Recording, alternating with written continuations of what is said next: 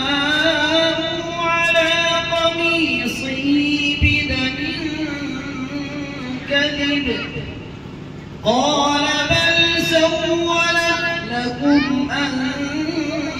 أنفسكم أمرا فصبر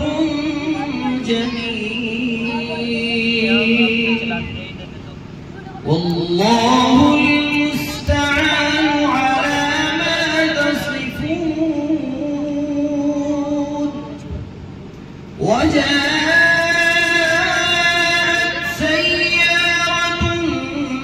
فأرسلوا والدهم فأدلى دلوه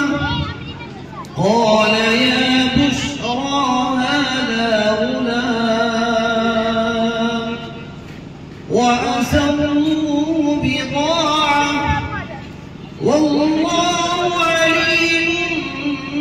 بما يعملون وشروه بثمن بخس